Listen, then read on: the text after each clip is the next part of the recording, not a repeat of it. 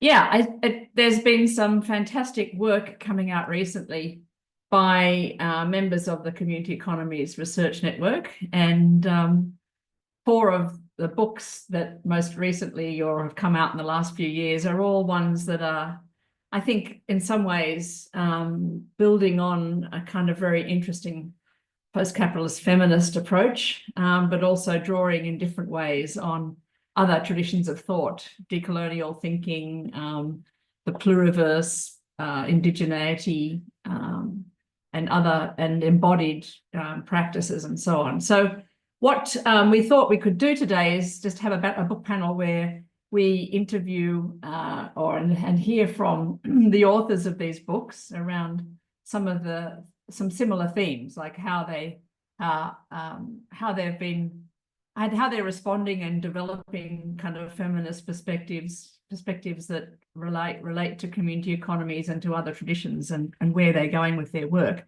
Originally, we had hoped to have Caroline Hossein with us as well, who put out this book, The Banker Ladies, quite recently, but unfortunately she wasn't able to join us now. But I just included it because I think her book is also one of these ones that's really taking seriously a very interesting and very pervasive practice that has been so often kind of overlooked or denigrated as a mainstay of community economies, sustenance and survival, which is the rotating credit, savings and credits kind of activities of, in her case, diasporic African and Black communities, but women in particular. And so it's I think at this time, this week, last week, we're all reeling from changes and I think some confronting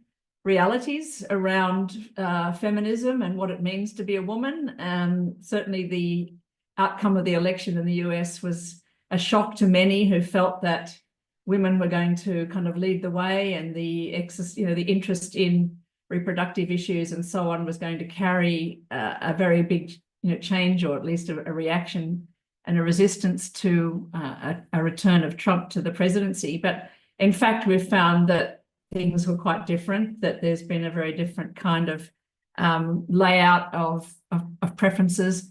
And also the role of the Latino vote was quite interesting. So when I was looking back at Kate's book and looking at some of the issues that she raised around how feminism has been interpreted in the context in she was working, it was kind of made me start to think a little bit about some of the ways in which we're having to really rethink what a feminist politics might be today.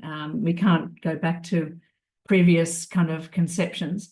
But more importantly, I suppose, for community economies thinking is how this work that Kelly and Kate and Katharine have done is helping us advance a different kind of feminist perspective on economy. And that's kind of what I thought we might be able to pull out in this session as we dig down into these books. And I know not everybody's had a chance to read all of the books.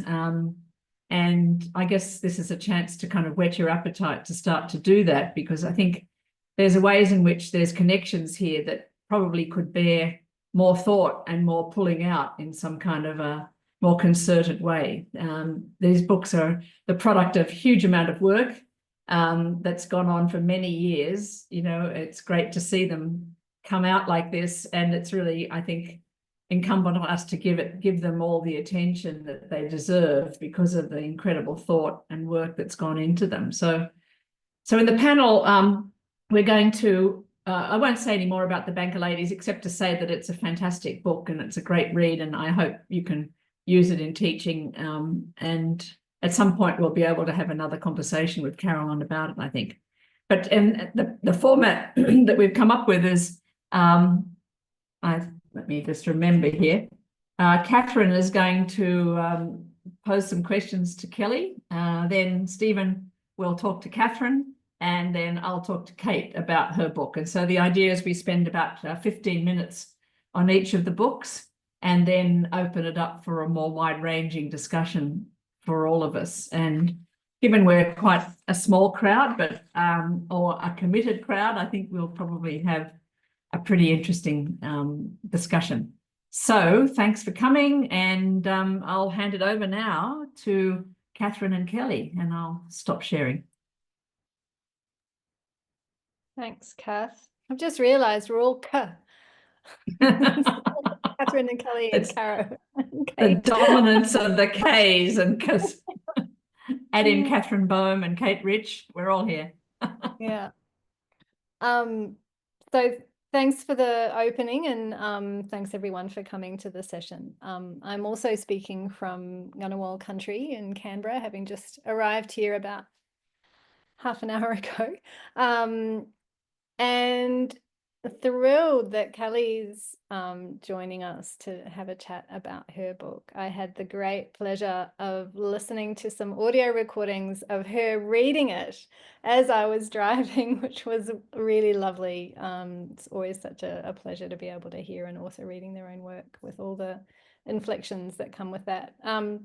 So Kelly, I hope you had a chance to kind of think about, we did send the questions around ahead of time because they are big questions, but the first question we wanted to start with was to ask you to talk about some of the really key ideas in the book, and the key ideas in particular that come from community economies and feminist thought or decolonial thinking. What are some of the ideas that were really important sparks for you in the book? Yeah, they were big questions. And I was like, oh gosh, I haven't read the book for ages. So I had to like get out a copy and like try and flick through it and remember what I was talking about. Yeah, I think for me, this going through it this time, I was thinking the book's for me really about learning from places, particularly those that have been considered undeveloped and that have been subject to colonizing via development projects through that sort of big colonial enterprise, sort of inflicting Western ideas of development on the rest of the world, and particularly in the ideas of hygiene and sanitation. And so I'm really engaging with sort of decolonial and post-development ideas of pluriversal worlds with regards to opening up this idea of a universal body that can only be known through biomedical science. And I guess why I thought that was important was that I think hygiene and sanitation are so deeply embodied and habituated, and they are connected with feelings of disgust. And it's actually really hard to step outside what you think is a universal idea of hygiene and sanitation and accept a different way of organizing for health and well-being and hygiene and sanitation. And that's why I think decolonial and pluriversal thinking is really helpful here, because I sort of feel like when we talk about sanitation, we're often talking about we need to have water-based sanitation, water-based flush toilets that looks like what we have in the West. We need to have forms of hygiene that are about decontaminating, cleaning, killing germs, rather than other parts of the world which have forms of hygiene about separating spaces and keeping different spaces, subject to different rules of engagement with the body. So I used Anne-Marie Moll's idea of the body multiple to think about how the hygienic body, as manifested in the far west of China, is a plural body. It's a body multiple where the ideas of traditional Chinese medicine and the ideas of biomedicine are both simultaneously embodied, lived, and understood as true, even when they conflict, even when they have quite different understandings of what a body is and how it engages with its environment. So that was really challenging for me. And I also use Anna Tsing's ideas, which I also think are decolonial, her ideas of traveling universals. And I remember when I first brought this up with Kathy when I was doing my PhD, she was like, why do we need to talk about universals? I don't like that idea.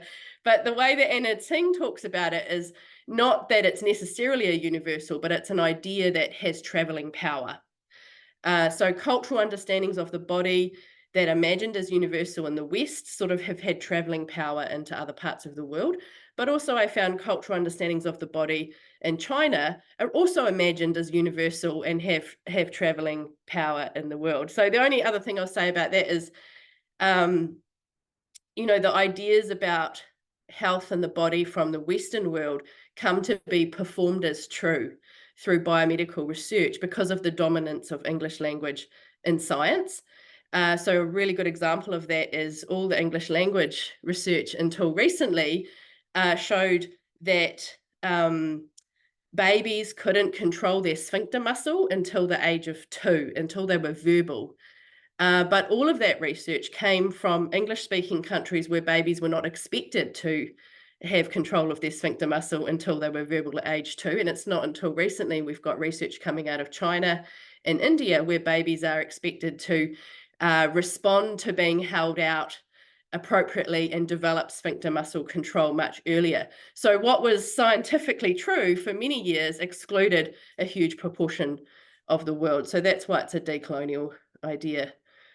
I guess the other key ideas I drew on were how change can happen, which is how I relate to the community economies literature, thinking about how change can happen from something quite particular, place-based and small, and then proliferating through networks and assemblages of care and of research. So here I looked at this practice of infant toileting that came out of China, and I looked at communities in Australia and New Zealand who sought to imitate it.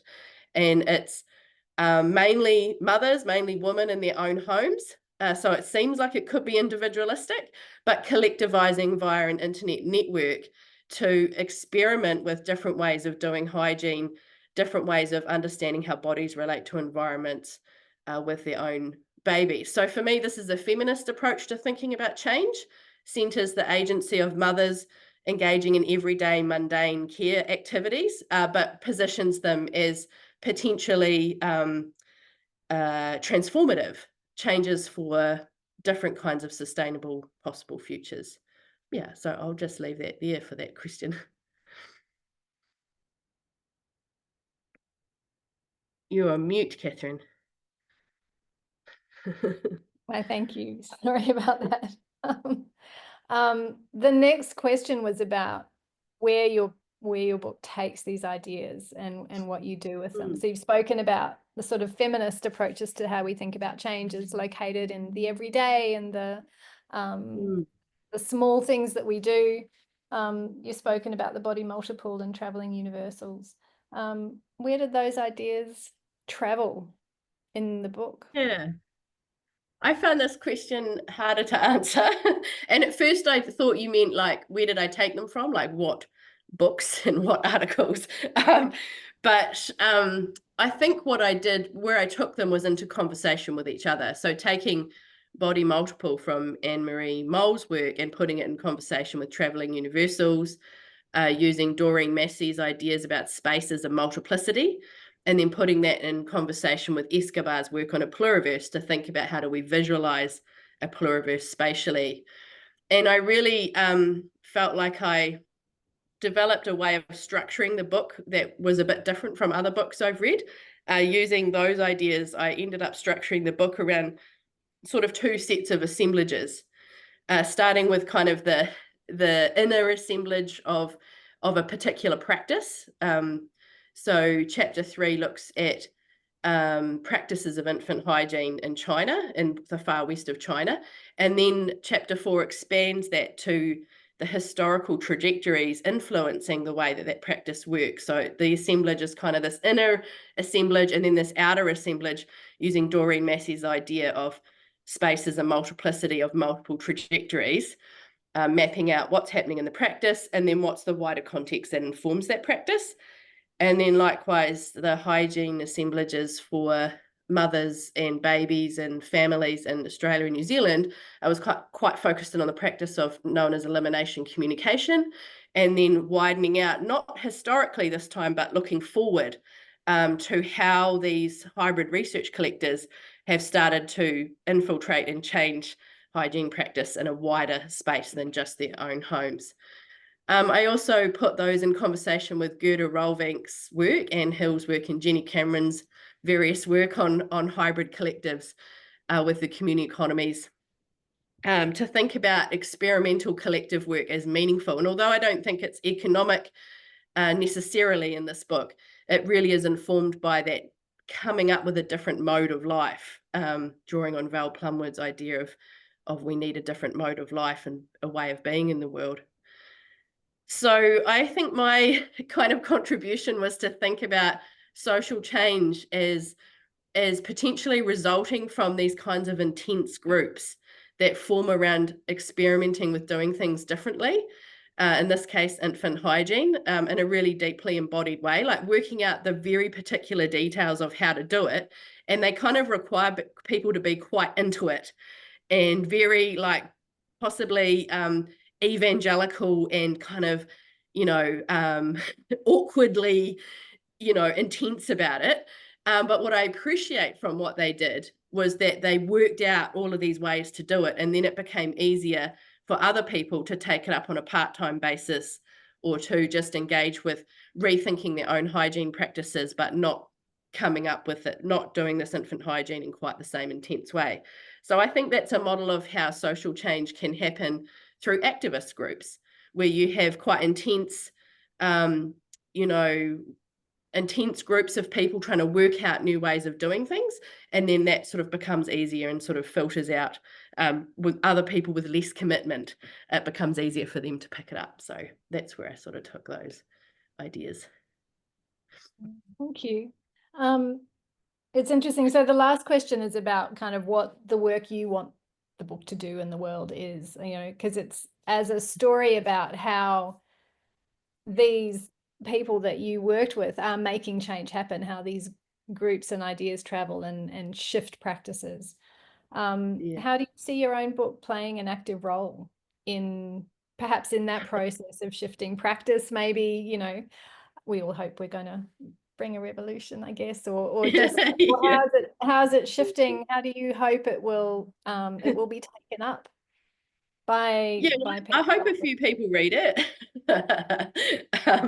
No, I think what I hope it does, and not just this book, but I guess my work more broadly in these times, is to shift our attention away from thinking of the state and policy as the only way that social change can happen, and to invest in and acknowledge the importance of collective groups of cultural shift and embodied habit shift. And I think that's relevant. I'm not doing work on hygiene anymore, but I'm doing work on waste and how we change our waste habits. I'm supervising work on how do we become, how do non-Māori become better treaty partners in New Zealand. And these are the same ideas of transforming communities transforming society, rather than just relying on who is elected as president or who is in government to lead transformative change. So yeah, I hope it gives some hope in that area. Thank you. That's a lovely synopsis of the book. And I want to note as well that I think the way the book ends has such a tone of gentleness and generosity with it as well. I feel it's doing that job of kind of investing a bit of energy behind the power of the everyday, and a feeling that, just a real counter to the sense of despair when you look at wanting to create change in the world. There's a much more gentle kind of way to think about it and approach it. So thanks so much. Thank you. So I hope that sparked a few curiosities for people in the group. Please note down your questions, and we're going to go through all of the interviews and then open up space for discussion. But please do take note of any ideas or questions or curiosities that have popped up. So now I'm going to hand over to Stephen Healy. Yeah, that's right. And guess who I'm going to interview? You, about your book. Here it is, Birthing Work, the collective labor of childbirth. I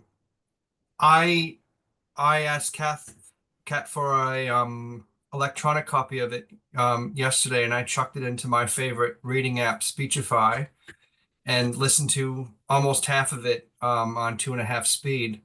And I don't know if it was that particular approach to reading, but the philosophical density of the text really came through for me in a way that didn't upon earlier readings. So the obvious point of continuity with Kelly's work, in addition to the way that you've cited her work, particularly on infant hygiene and elimination communication, is the notion of assemblage and the work that it does. But you actually open with the kind of Marxian debates between productive and reproductive labor, and you set in opposition to both those things this idea of birthing work as something that is always collective, or I dare say communal in nature, but that sort of subtends or attenuates that distinction that's been so pivotal in earlier versions of Marxism and feminism. So all of this is a prelude to say, first of all, I have appreciated this second reading, even at high speed. And I was wondering if I could put to you the same questions that you've just put to Kelly. What were the key ideas? What were you drawing on, and what were the important sparks? Thanks, Stephen. Well, you've already identified one really important spark, which is that kind of foundational feminist question, right, about a sort of Marxist vision of social reproduction and women's work, that the desire to have women's work taken seriously is a really important part of the framing of it.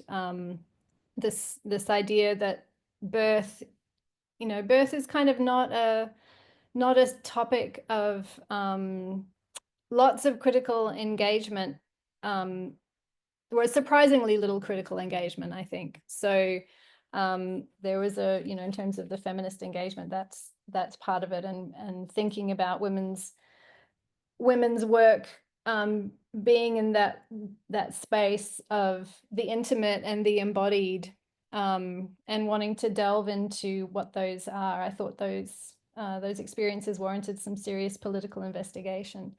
And the other aspect of that, I guess, is that you have in some strands of feminist thought some quite simplistic binaries set up about what work is and what work is important and how it's valued and what it means. And I kind of wanted to think about things in a slightly different way, and in a way to engage with the feminist literature around birth. So a lot of that critical feminist literature around birth is of the ilk where it looks at a history of birth as something that was in the realm of the feminine, and that it has, with the emergence of kind of modern biomedicine, been claimed by the patriarchy in some way. So there's a lot of looking at what is happening to women's bodies in these spaces, what's happening to women's capacity to make these spaces of the feminine, and the way that that's disappeared under this sort of biomedicine model, where birth is seen as a very much a kind of procedural thing. You have step 1, step 2, step 3, you need them to happen in a certain time frame, and you intervene when things are not going quite right. So a lot of the critical literature is really looking at that as a symptomatic of the patriarchy in place.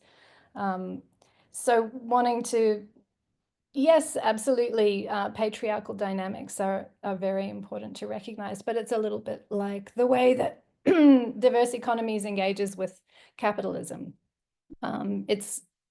There are those dynamics that are there, but there's other stuff that's there as well. So that's where I think the diverse economies and community economies ideas became really important. The patriarchal critique is one part of the story, but what else is going on in this space? Who else is involved? What are the other processes, and what are the other ways we might understand what's happening in this really important moment? So let's take the moment seriously, and let's look closely at what's happening in that space. So in terms of community economies, yeah, there was very much a reading for difference approach in the study. And inspiration taken from the iceberg to look at inventorying and cataloging who is in the space, what actions, what practices are involved here that we're not normally paying attention to if we're just thinking about birth as a kind of step-by-step process that then has a product in the end, which is a baby. How do we think about it a little bit differently? And of course, Kelly played an important role in the book as well, because she was doing some of the interviews when the project was underway. So a lot of her thinking is in there too. She didn't want to be co-author, but a lot of that same inspiration from the work around hybrid collectives is in there, from thinking about birth from a pluriversal point of view. And I think for me, a lot of the work that Kelly's done around that kind of the body multiple and the presence of multiple ontologies in the one experience was really important, to be able to think about what's going on in the birth space, never as having to be one story or one truth, but there are many truths coexisting in that same moment, even in that same body. So those are really important ideas, as well as commoning and thinking about birth as a space where we are commoning life in a way. That was also something that came in. So those are the kind of the sparks that I took from feminism, community economies, and perhaps decolonial studies that I took up in the book. I should say, so the book, for those that haven't engaged with it or read it, it's essentially trying to look at, what is the work that goes into childbirth? Who does that work? What does that work? And to try and really map it out as an assemblage, as a hybrid collective involved in creating birth. Yeah, and for those of you who haven't had a chance to read it, the assemblage of actors that Kat reviews is really dizzying in terms of its complexity, and it would include everything from hormones like oxytocin, or the cascades of intervention that direct births in particular ways, or all the machineries, or even the bed itself. And there's a beautiful history of the bed as a presence in the room that really structures the ordering of the birth environment in both enabling and disabling ways. But to pick up on the observation you made about Kelly's book and the gentleness of it, in a way, like, I'm wondering, I know the next question is, where do these ideas take you? But I have a different formulation of that question, which is, why was it so important to account for all the things? Or what does that intervention allow for? Does that make sense as a question? Yeah, I There's think a it does. politics here that I think you haven't quite gotten to yet. Yeah. So I mean, well, so part of it was putting those ideas of the hybrid collective, the seriousness of the work, in conversation with new materialism, and particularly Jane Bennett's work, which is what, I was pregnant and reading Jane Bennett and was just really struck by this idea of things having agency and power. So that then when we came to do the interviews, what we were doing was asking the people we interviewed, so this was mothers who'd given birth and then the carers in the room, to talk about, to give us birth stories from the perspective of what was there and who was there, the objects as well as the people, as well as the processes. And what that did was help to tell a story that offered a more complex view of how birth unfolds. Because we so often hear birth stories where there's, they're the kind of classic hero stories, or, things were going wrong, then the obstetrician stepped in and saved my life, or things would have been fine, but the mother was a crazy home birther and wouldn't let anyone come and help her. So you have this kind of the sense of who is the villain and who is the hero in birth stories. And those are captured very much in a whole set of political debates about so Kelly and Stephen's been putting in the chat this idea of the birth wars, which is very much this tension that's present between those that are advocates for a biomedically supported birth, where you assure safety in the birthing space by watching the clock very closely, by intervening when there's a hint of something going wrong, and that is how you ensure a risk-free pregnancy and birth. The sign of more technological approach to birth. And then on the other end of the spectrum, you have advocates for this idea that birth is something that a body is designed to do, that it unfolds naturally and in its own time, and that the things that you really need to assure a safe birth are that the mother feels safe and secure, that you give the process space and time, and that less intervention is better unless it's absolutely necessary. So in the Australian space, in the US, and in many other places, there's a real clash of ideologies in the birth space between that kind of biomedical interventionist tradition and one which is very much a stand back and let the body do its work kind of tradition. And as a mother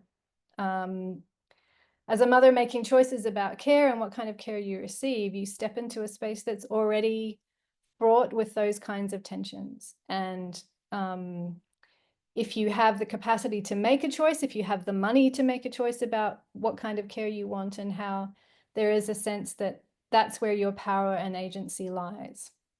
And the implications of the birth war constantly come up through the birth experiences of the people that we interviewed. So it was, you know, people being told off for having made a choice to go for a home birth, and then things going wrong, they ended up in hospital, but they're being bullied and berated for the bad choice that they made at the beginning.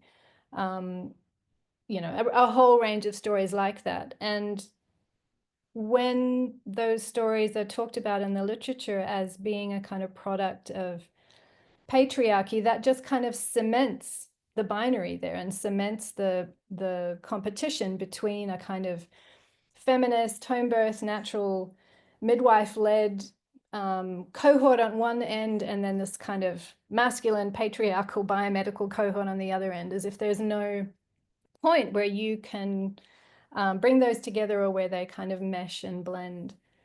So part of the work of untangling a birth assemblage was to pick apart that clash and those binaries, and to look at what unfolds in the space in terms of the agency and influence of all the different actors that were there. So the people, the ideologies they bring into the rooms, the biases they bring into the rooms, the emotions, the fear, but also the actors in the body, the hormones that are flowing, the baby that's turning, a body that is relaxing and opening up to birth, or one that is not, one that is shutting down, and the furniture, the clocks, the bed, the stuff.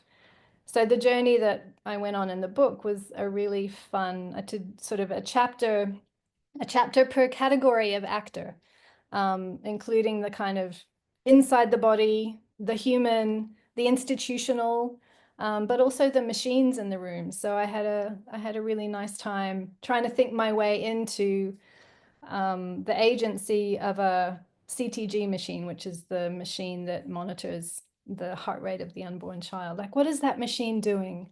What is it thinking? What is it feeling in this space? What does this machine do in this collective that we have gathering here? So it was trying to kind of get rid of the binary in that space and provide an opening for thinking about birth in its diversity, a diverse and multiple kind of set of experiences and practices. Thanks. That was exactly the answer I was looking for. Correct. We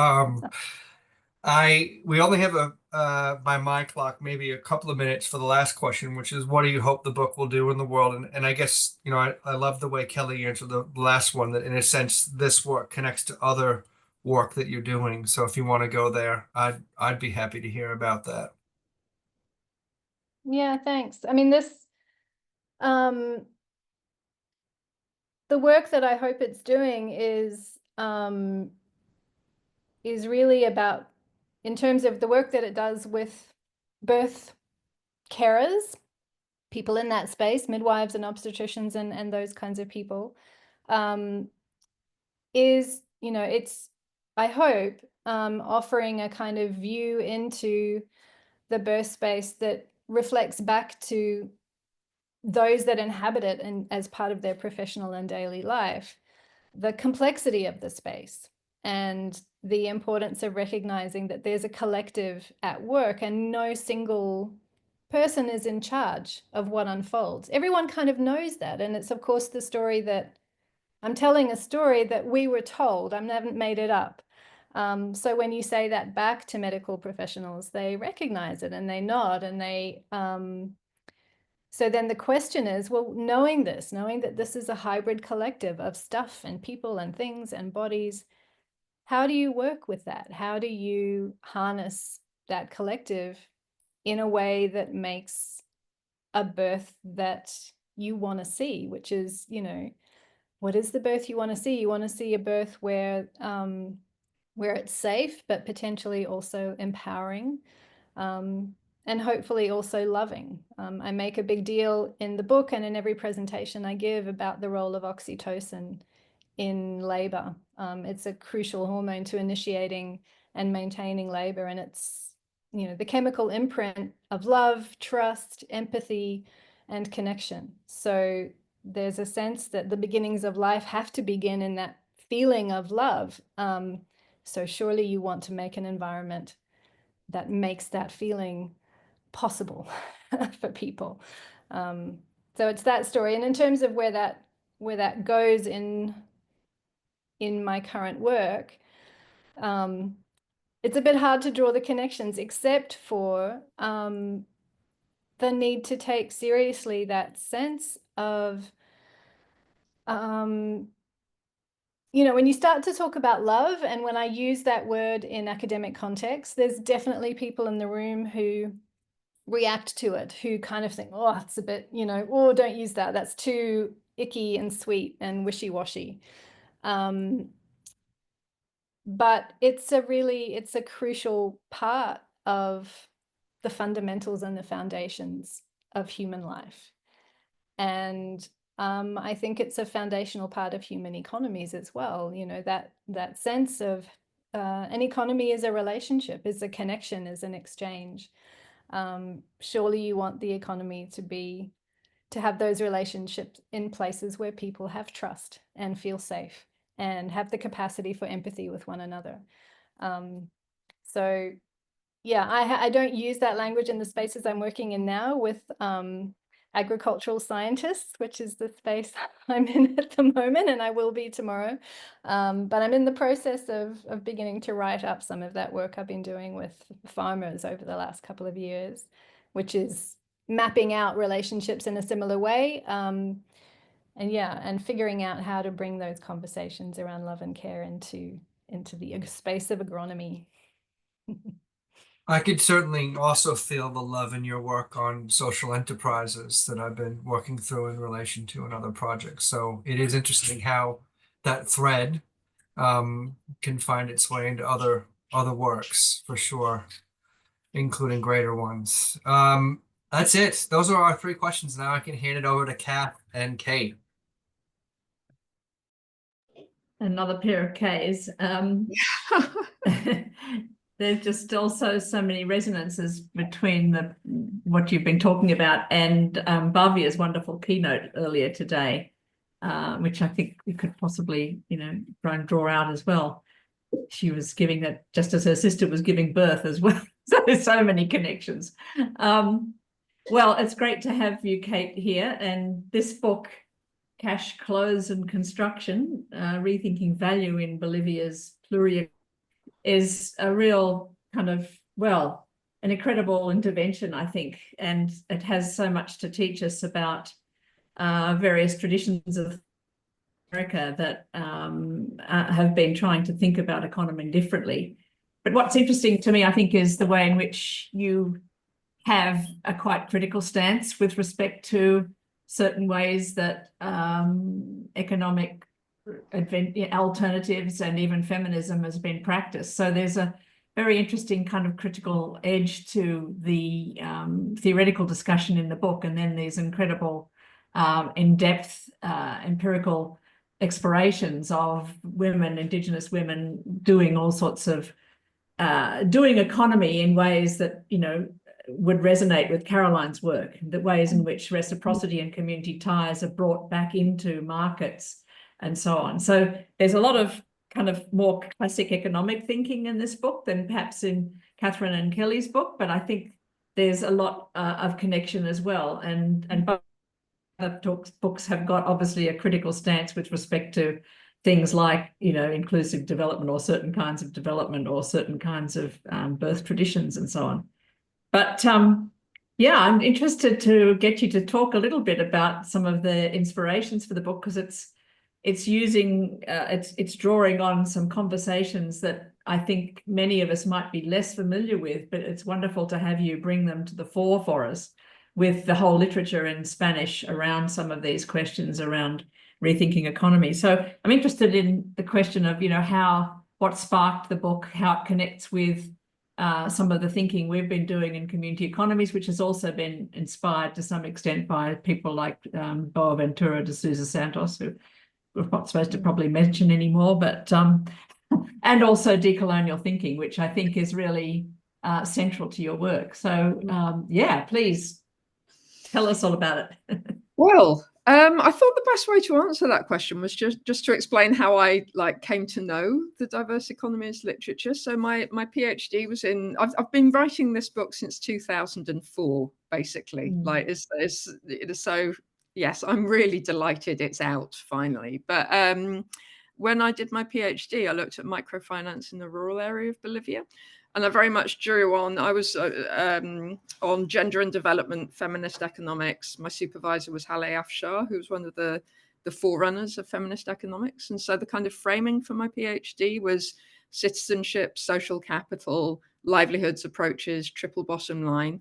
And they were very effective at uncovering gender biases in mainstream economic policy. But I came away thinking that when I was speaking to a development audience or speaking to an economic audience, those ideas were effective. But when I thought about the experience I had, and I lived in a rural area of Bolivia for 8 months during my fieldwork, living with people, with women who were involved in the microfinance institution there. Very excited about Caroline's book coming out, by the way. I didn't know about that till you mentioned it, but she does work on very similar topics. But I came away from that with the feeling that I wasn't really adequately speaking to their experiences of capitalism and the crucial, the moment of transition between a quote subsistence economy and the way that their relations were, as was explicitly described by the microfinance institution, they were aiming to capitalize those relations between women. So after my PhD, when I started thinking about how to take it forward, the Bolivian Constitution came out in 2009, and it was a very particular, it drew explicitly on decolonial theory and had been the product of conversations with social movements rather than political parties. Very long story short, but they explicitly recognized economic plurality. In the first opening article of the Constitution, there's a list of plurality of language, culture, legal system, and economy is in there. And that struck me as unusual, because economics doesn't, at the time, it didn't really, well, it's still in the mainstream form, doesn't really permit of plurality. And then I think I mentioned at the AAG, it was Nina Laurie who said to me, oh, yes, that's the diverse economies stuff. And I confess at that point, and I was just finished my PhD and Nina was a professor, I went, yes, and I hadn't heard of it. So I ran back and read End of Capitalism as We Know It, Post-Capitalist Politics, which was out at that point. And the dovetailing there was Chantal Mouffe and Ernesto Laclau as well, had worked a lot on, explicitly consulted on Bolivian counter-hegemonic strategy in the rise of the indigenous government there, the movement towards socialism government as well. So there were plenty of correspondences. So since really that point, and that was 2009, 2009, I had in mind writing a book on plurieconomy in Bolivia and bringing together those ideas of plurality that really stem from the Zapatista, very Latin American decolonial thinking of a world where all worlds fit, so an economy where all economies fit, and then bringing it together with the iceberg, as Katharine mentioned, that compelling graphic of how limited economic thinking is, and how those terms that I mentioned before that come from gender and development are kind of inadequate in capturing the wide variety of exchanges that are involved in an economy.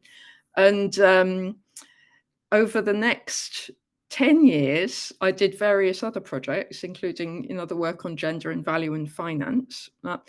And I kind of came to realize that there's the script of the economy, which is something else that I got from the kind of dovetailing of queer theory, decolonial theory, and diverse economies as well, is that economy is a story, psychoanalytic work on economy as well.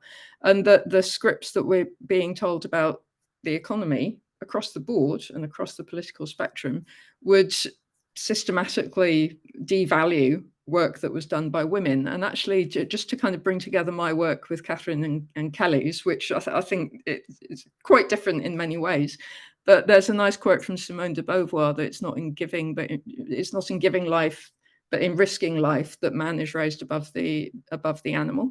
And I think that idea of risk and finance was really central to kind of bringing all those strands together as well, in that the idea of the hero, which Katharine's mentioned as well, the hero of the economy systematically excludes those values. So yes, it was, I can't exaggerate how central diverse economies, and particularly the dialogue between J.K. Gibson Graham and Arturo Escobar, and bringing together those plural approaches with decolonial feminism and diverse economies was really the central drive behind the book, with the aim of being able to tell the story of economic diversity from the point of view of women who are working in popular markets, indigenous women working in popular markets in Bolivia, who for centuries have been doing economy differently, continue to do economy differently, but yet it's rendered invisible and devalued, and so doesn't enter into those economic conversations. So yes, long story short, diverse economies work was absolutely central to the way I developed this. And it was the only framework I could find that I thought really gave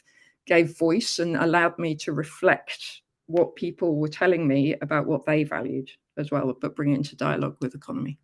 So that's great to hear.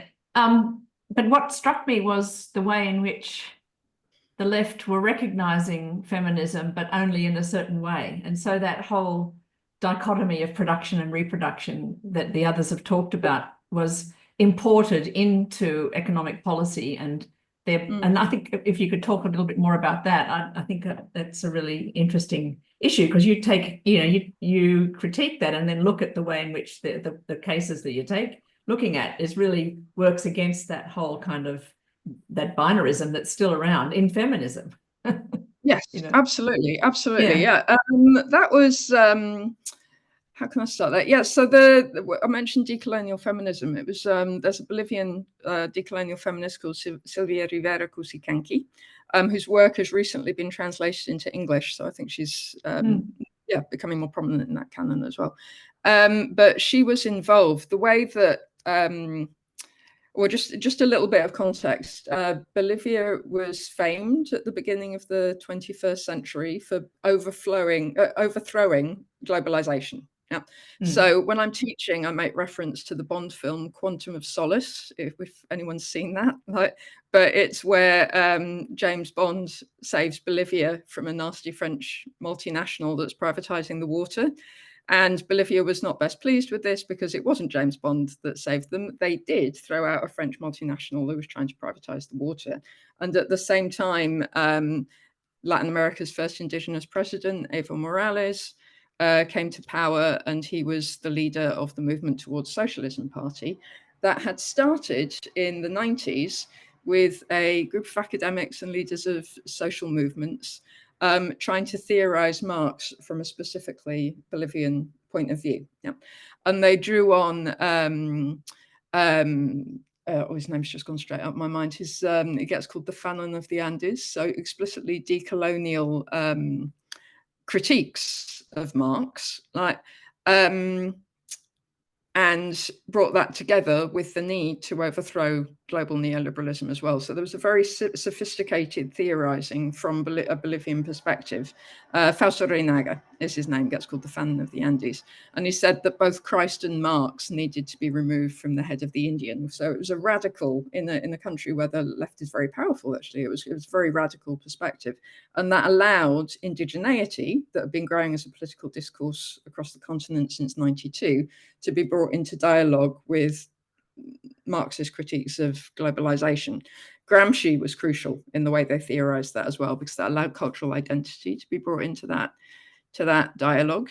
In that collective were the feminist scholars who from the outset were saying that the script, like the imaginary of femininity, remained couched in the maternal, which is very important because for all the reasons that Kelly and Katharine are talking about, that does, it's completely obscured, gender and development literature, completely obscured, like rendered invisible by orthodox economic policies. But also there's a nice paper by Maxime Moliner called Mothers at the Service of the State, that in welfare response to that, in terms of child benefit, for example, it can double down and compound that binary between the work that men do and the work that women do. So she from the outset was critiquing that. And she also said very explicitly that indigeneity was being associated with rurality, when actually there's that divide as well between the urban and the rural, which correlates with certain ideas of a relationship with the land and certain ideas of gift exchange, community versus commercial exchange as well. It's definitive of that Indigenous women working in cities were completely overlooked in this theorization. And so that was the other part, that telling of the story, that narrative and the characters, the gallery of personalities that frame that narrative was central to that. And in terms of the difference between production and reproduction, commerce and gift exchange, that was another characteristic that as soon as you talk to Indigenous women who are working in markets, that difference collapses. They're traveling from rural areas to urban areas all the time. The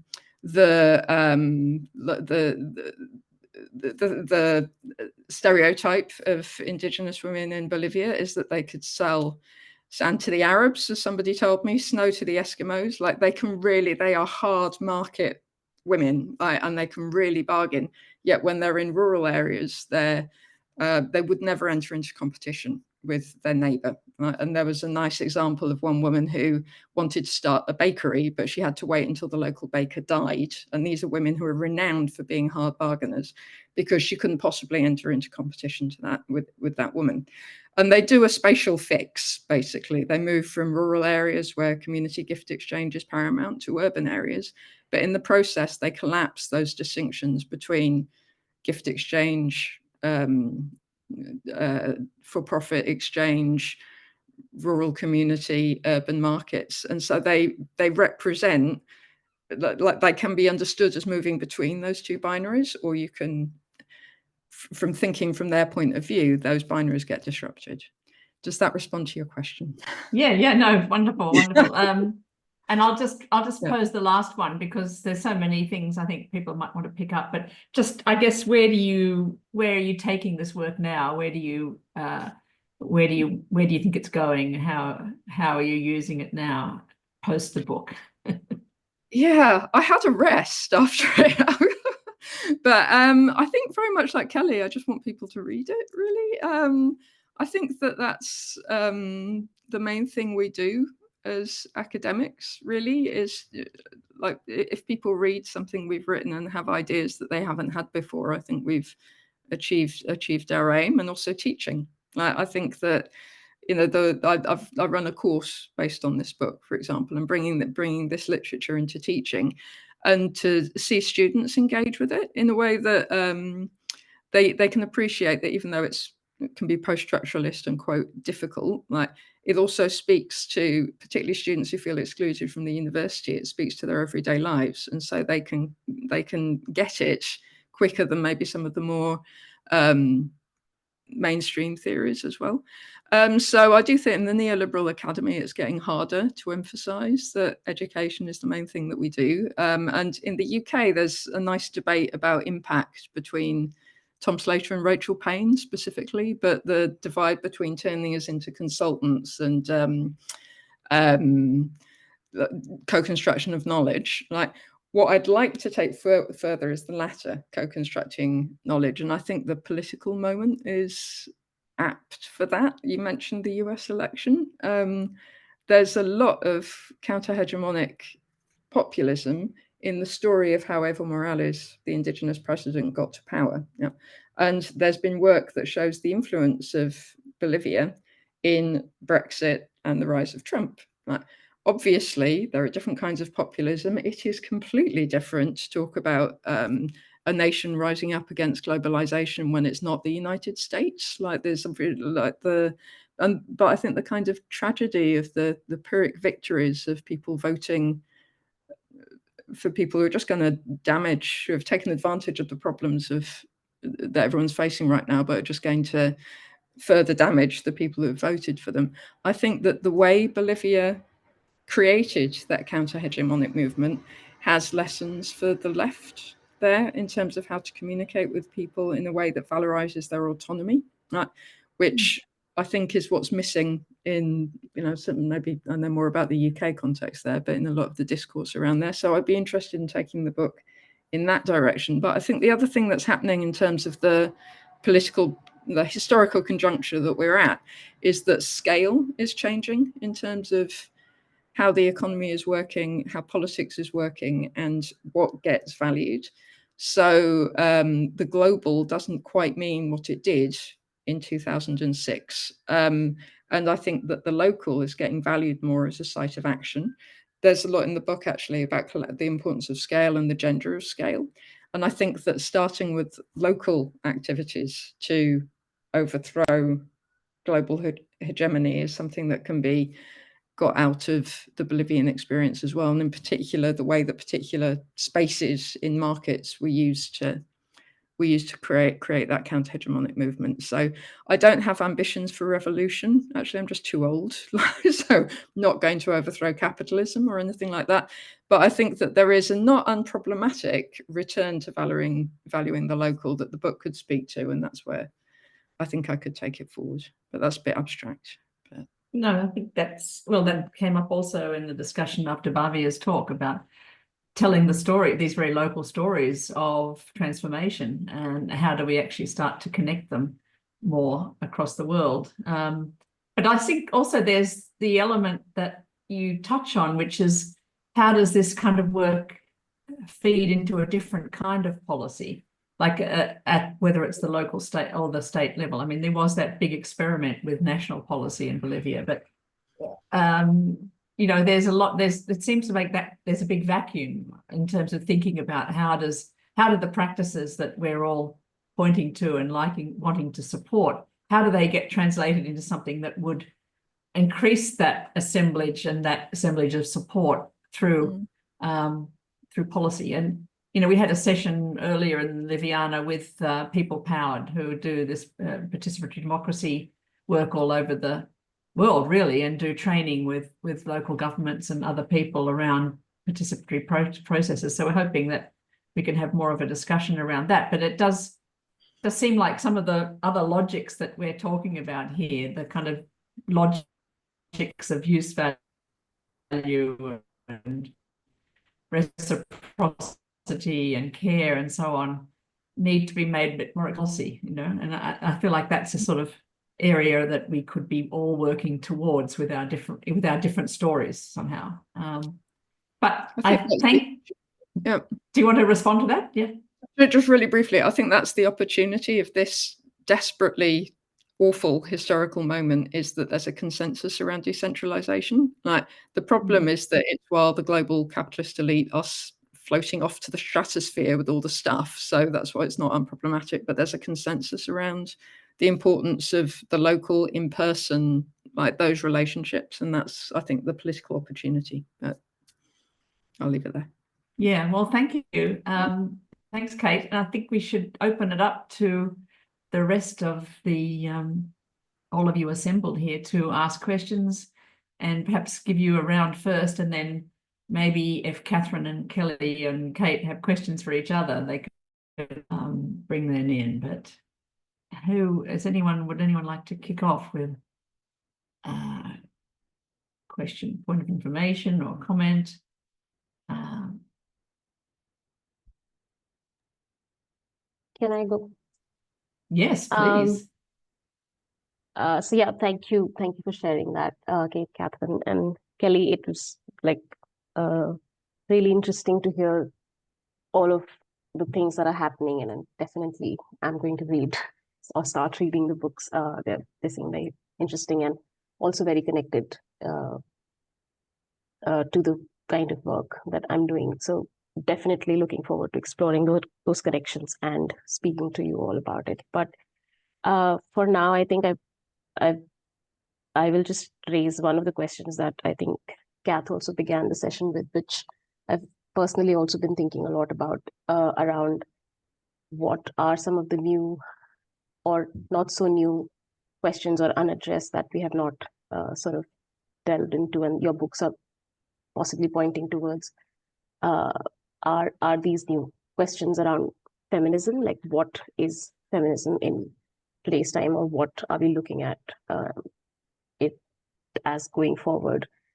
And connected to that, it's not a second, or maybe it's a second question, because I briefly have worked with some researchers at WSU on 2 projects. One was around cloth nappy and how in the Australian Western Sydney context, more parents are adapting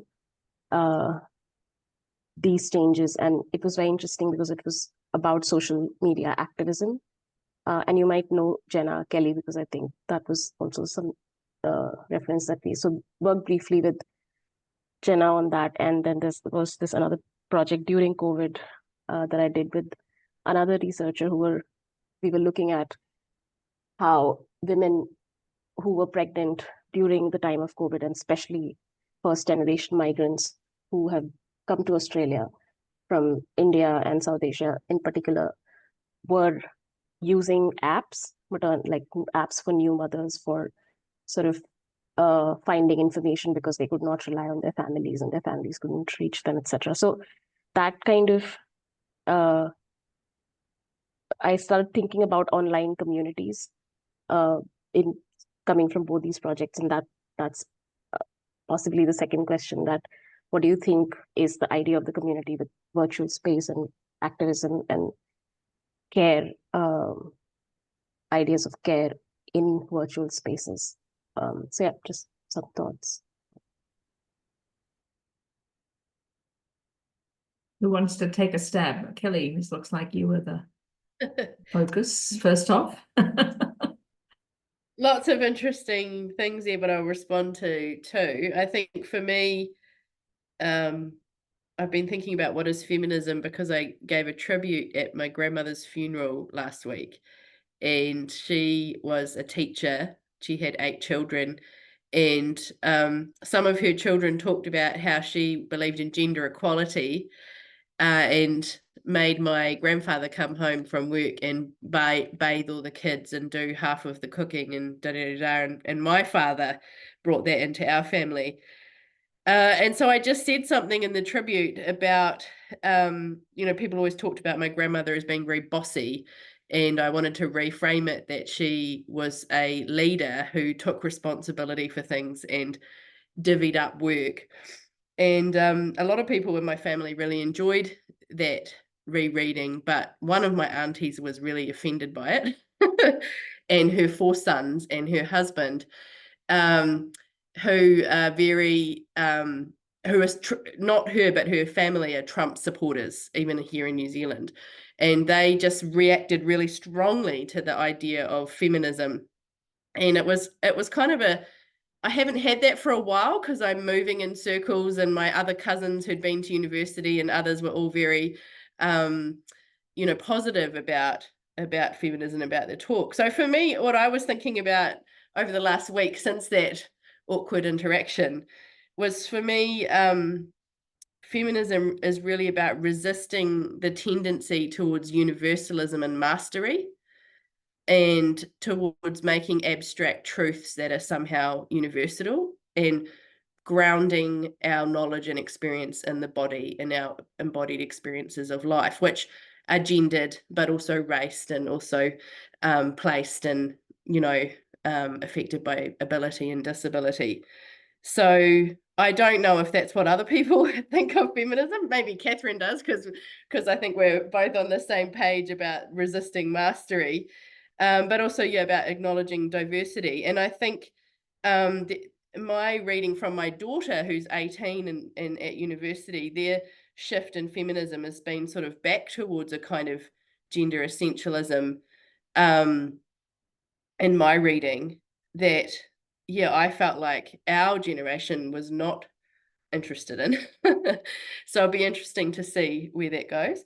In terms of the online communities, I really thought about this a lot as I was writing the book, because the book's also a long time coming, Kate. I started in 2006 with my PhD research, and the online communities that I research are actually Yahoo groups, if anyone remembers those. Some of you are too young to know about those. And it was a very different way of engaging online compared to Facebook, Twitter, Instagram, Threads, LinkedIn, because it's not public. It's you join a group and you ask to join the group. It has some analogs with Facebook groups, but because of the format being in those days, people weren't accessing it via smartphone. They were sitting at a computer typing. It's much more like a series of letters. And that means that when people write, they're kind of, I feel like they're linking into another kind of communication. That's the communication of letter writing, which is more full sentences, considered, providing examples, paragraphs, rather than what happens in an online group, which is often putting things down to a short number of characters, and then people are much more likely to draw on binaries and essentialist notions as shortcuts to communicate, and then offend each other, and then people leave the group. So my experience of mothering groups on Facebook is very different from what they were like on Yahoo groups. Yeah, maybe no, because Reddit, you can still access people. So Yahoo, you had to join the group, and it was private to those people in the group. It wasn't accessible to people outside the group. So it was very much like writing letters to a close group of friends. So two of the groups I looked at, one of them only had about 40 people, and about 13 people did most of the posts. Another one had more like 500 people, but about 50 people did most of the posts.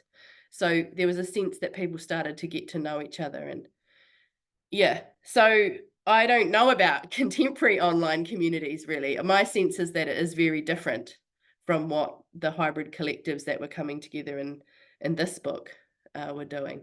Yeah. Would any Katharine or Kate like to respond to the question about feminism? I'd be happy to share a few thoughts. Oh, Kate, do you want to go ahead? You go. You go first, Kate. Okay. Yes, I think it's a great question. I think the prominence of gender in politics right now is something that has completely changed since my PhD is women's studies. It has completely changed since then. And that question of what is feminism, I'm going to, the slight cop-out answer is that I think we need to think in terms of feminisms. And the appeal, I think, of feminist geography specifically at this point is that it can engage with not looking or working with people who would explicitly call themselves feminist. I cannot exaggerate how much that word, if I said it in Bolivia, it would be extremely alienating to anybody I was talking to, in the way that the ideas that are central aren't.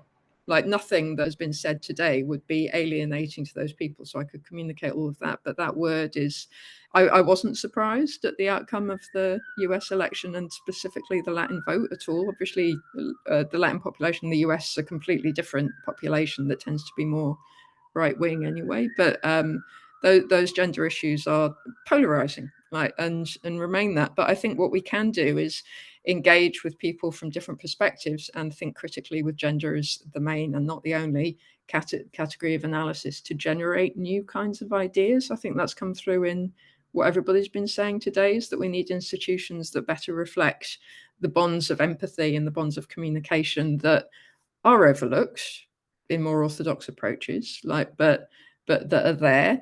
And Kelly mentioned that you've got relatives who are, or friends who are Trump supporters. So does my husband. He's from Bucks County, Pennsylvania, which is the swingiest part of Pennsylvania. I had him on the phone a lot to the run up to that election. It did go Republican. But a project that I've been thinking about doing for ages is an ethnography of the street where his brother lives, because it's 50% Democrat, 50% Republican, and hardline Trump.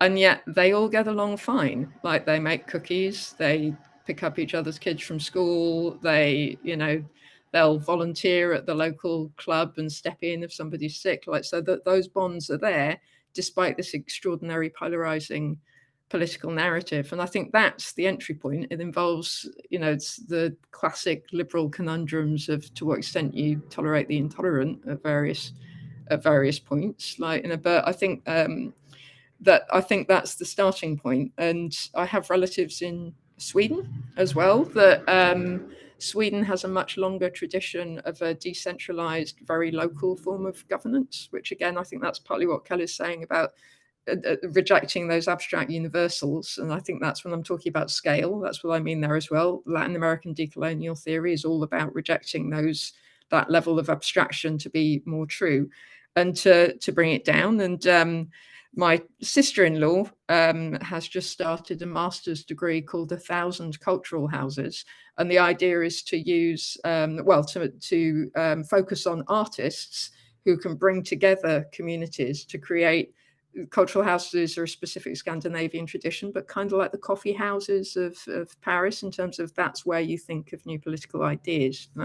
So I'll leave it there. But yeah, I think that's the principle, is like speaking to people and creating those spaces where new ideas can be generated. I love the idea of those houses in Canberra. It's brilliant. It's brilliant. Katharine, you want to jump in and then I can ask others? Yeah, thanks. Yeah, Bhavya, it's such a big question. What is feminism going forward? I mean, I have two completely non-commensurable strands of thought around this. And, one comes from the work that I do in that space of development, community development and rural development in the Asia Pacific region, and the persistent forgetting about women and the stuff of that feminine sphere. It's like it's been decades and decades, and still somehow it's hard work to get that on the agenda. So, there's just a kind of keep on keeping on kind of aspect of that feminist work to do, to just keep reminding everyone that, there are things that are very, very important that are not to do with, the paid work and the formal economy, and, that are all to do with all that other stuff of life. So that's that on the one hand. And, and the kind of vitriol and tensions that have emerged in the US around the election of Trump. Again, that's another point where it's just kind of, there's feminist work that's still just the same work that has to be done. At the same time, though, I feel like there's also a real need for a radical shift away from a language of feminism. I don't advocate doing it because there's that old work that needs to happen. But in a world where, in my everyday world, where there's a profusion of gender identities. So gender diversity is very much the real lived experience of my children as teenagers. And along with that, a real lived experience of neurodiversity and a kind of explosion of all the different legitimate ways in which we can be human and be in the world. And for my daughter, that language of feminism is problematic because it's too narrow. It's too much about the female and the male, and that isn't adequate. It's not a good enough way to capture their experience of who they are, who their friends are in the world. So I feel like there's I have hope as well that some of the foundations that we're setting around this idea of hybrid collectives has an important conversation to have with that more kind of profuse proliferation of identities as well. I don't quite know how to articulate it, but there's something in that like in the work I did in the book, part of what I saw happening was that hybrid collectives were forming around a shared matter of care, which was that care for birth. And they weren't consensus-based collectives, but they were collaborating on a common thing, a common concern, a common matter of care. And, Kate, what you were just saying about that kind of people across the political divide in the neighborhood still managing to do the stuff that's important together. And also something that Bianca was saying yesterday, I think, in the project management session, where she was talking about a process that she's involved in at the moment, where the group makes decisions not around consensus, not around kind of democratic principles, but principles which she used the Italian, but I think it was principles of assent. As long as nobody in the group feels like they strongly object to the thing that's being proposed, then everyone agrees to, okay, we'll go along with it and we'll give it a go, and we'll check in a little while about how it's unfolding. So it feels like there's a different kind of politics that's possible in that end of things, something that doesn't need consensus, something that has space for more multiplicity and diversity than our language of feminism currently allows. So yeah, some thoughts, messy thoughts. Well, wonderful thoughts, I think. Great to have this time to just kind of float these ideas. I'm also looking at the time in terms of needing to end after 90 minutes, I think, especially for those of us for whom it's the end of the day, but probably for others at the beginning who have to get people off to school or whatever. Yes. So I'm just wondering if anyone would like to make a last comment in this session. No? Well, I guess I would encourage any of you to write book reviews of these wonderful books. I have to say that 2 of them came out in our series with the University of Minnesota Press, the Diverse Economies and Livable Worlds series. But that's not that we're against other books, of course, but there are always opportunities for writing book reviews or even writing review essays, and there potentially could be a wonderful review essay that put these 3 books together with Caroline's as well, if someone was interested or had a really engaged PhD student that wants to make a mark. I always remember the wonderful review that Gerda Rolving wrote of Markets of Dispossession. I can't remember exactly who it's by now, but it put her in conversation with Michelle Calon and just got her work out there just by doing a really engaged essay, engaging with a book. So I think it's something to, Julia Illichar, thank you, Kelly.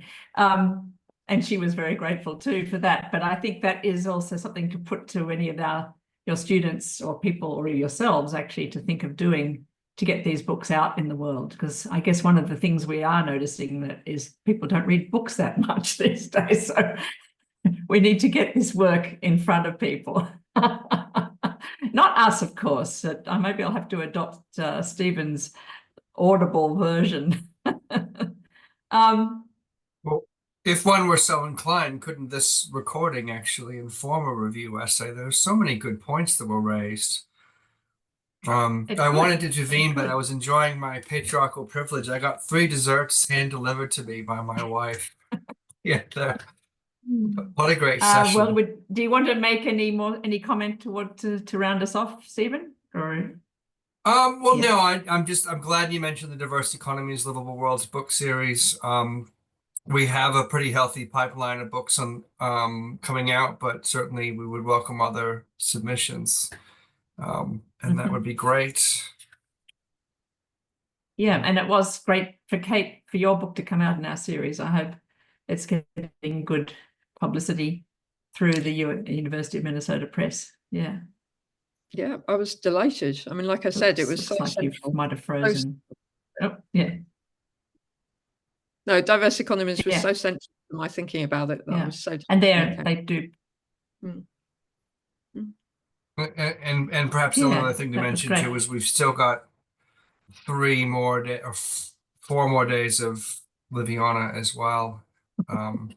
Yes, including another session for me at 7 in the morning. So I think I may have to round this up now. But thank you, everybody. It's been a small crowd, but a really engaged crowd, and we've had a wonderful discussion. I gather the text of these talks, the chat is savable or will be saved somehow. And if anyone wants to put up their hand to write a review essay and wants to access that without that and doesn't know how to, please get in touch with Katharine, Stephen, or I, and we can go from there. But thank you very much, all the Ks, KKK, the best kind of KKK, for your books and for your presentations. It was great to have this time together. Thank you. Thank you Thanks very for much. organising this.